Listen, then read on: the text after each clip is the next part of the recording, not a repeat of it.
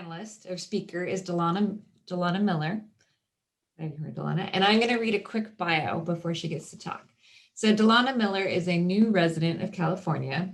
Nevertheless, she has been working in higher education for over 9 years. She received her master's in business administration from Capella University in 2014.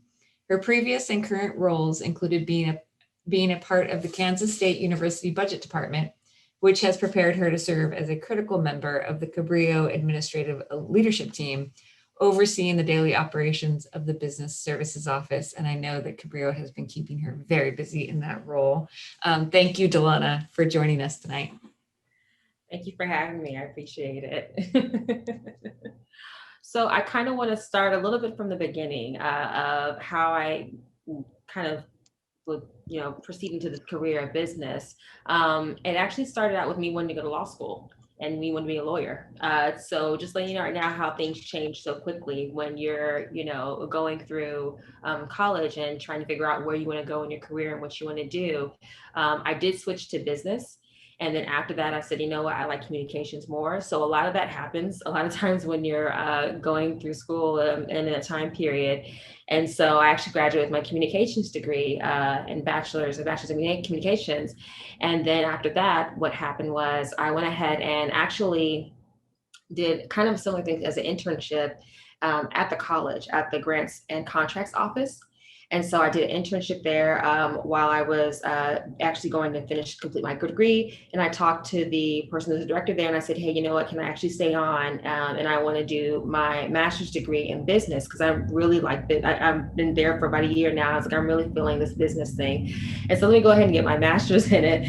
And so she said, sure, yeah, go ahead and you can keep working here. And so we made arrangements to where I could keep working. And I actually did my master's degree online. And so while I was in a master's degree, I was getting the experience, which is what I wanted at that time period. And so I completed my master's degree actually in 2 years. And I moved to another part of the campus and started doing more duties there. And I got a higher position. And after I got my degree, after that, I said, you know what, I could probably do a little bit more of my MBA. So I really did kind of open, I figured I said, let's open the floodgates here and let's see where I can go. So I actually started applying to so many states outside of North Carolina to see, where I could go with my degree that I have and all the certificates that I have and all this, experience that I have and what I've been doing at my job. And so that's why I actually went into UNR, University of Nevada, Reno, as the assistant director of accounting. And so that budget that I was budgeting there was about $2.6 million for that department. I had about 6 to 7 student workers.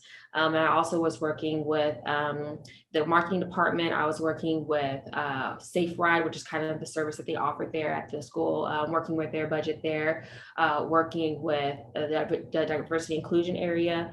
And so all these other components I was working with and meeting with on a regular basis and kind of helping lead them, helping them out and kind of guiding them with their budgets and their, accounts they have in that area for that institution. So that was a really kind of a starting point for me there. And then after that, I kind of moved over and said, you know what, I want to do something similar, but different because, I want to get this experience and I want to be able to have a experience in kind of each different area. And so that's when I went on to Kansas State University as assistant director of budgeting. And so there, that budget was about $900 million. And so that was a whole different area because it switched me from working just in the department area and then really working with the whole college and figuring out, okay, how can you navigate, making sure that this $900 million that we get in is being allocated correctly, but also that we're receiving everything we're receiving in, but also making sure that we're budgeting it correctly. And so that was really kind of the starting point of it all. And so, after that time period there, it was great to just kind of learn these different aspects, not even just of what you do on a regular business day-to-day area, but also government and policies and procedures and all those things that come through that are either Senate approved or board approved and how you spend the money and where you can go and where it can be allocated to. All those things have to factor into play. So as you see, there's a trend here that as you go further into the career, it's not a situation where you really stay and you're just learning business and you're doing business. There's all these other things that come into play that you have to learn or be aware of or be just know policy-wise of how that's going to affect you doing your day-to-day job on a regular basis. And so after that, moving into this position here, I'm over the business office, and the budget here, of course, is just about the same in the millions. But also factoring in now that I'm working with payroll, I'm also working with, budgeting. I'm also working with the accounting fiscal analyst. I'm also working with grants. And of course, that all comes into play because I've had the experience of being in those different areas and working in those different positions to prepare me for where I'm at right now. And so I think that's kind of a great way to show that, even if you're going on one path and you think you're going here and going there, as long as you're getting that experience and you know what's going on, you know what's happening, and you're knowing and you're being aware of what you're learning, what you're taking in, you'll succeed in what you want to do. But I definitely say that, you have to be open to learning these things, and also being aware of what's changing, and also kind of teaching yourself after you graduate with your degree. I really would say that you never stop learning after you graduate with your degree. You're always learning something new. You're always going to be in some kind of club or a group, or you're going to be in some kind of training where you're going to have to learn all these new changes, process or procedures that might happen, whether it's in your control or not. And so you just really have to be aware and also kind of take that on with stride as you're doing it. So, one thing I do want to go over, hopefully we have a little bit of time, is I do want to kind of touch on 5 things that I wish somebody would have told me when I started my career, at least the journey of it. One was to make a plan.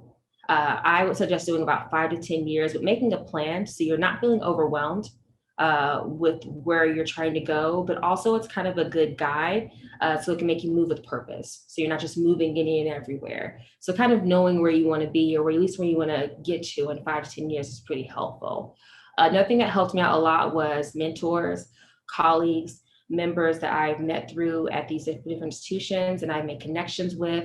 All that helped me out so much because it helped kind of guide me, but also give me insight on each particular area that I was at that time period, and also how everything works. So that was very helpful to have that. And I would continue, to say that, if you can find a mentor, that'd be great to have that. Another thing I want to say is make sure you have experience. That is a really important thing also to do, is make sure you're aware that you have to get the experience. I know people want to go through and get their degrees and get the PhDs, and that's great to continue doing that. However, just don't forget that you need to have that experience there, because people who are applying for jobs, or who are looking at these resumes, are also looking for experience. Another thing I would tell is also to invest in yourself, whether it be financially, with research, with certifications. Always invest in yourself, because you never know when an opportunity might arise, and you have to kind of hop on it right then and there. You'll be prepared for that. Another thing I would say, and my last point, is have faith and confidence in what you do and in yourself to make sure you can achieve your goals. And that's all, but I'm open for questions.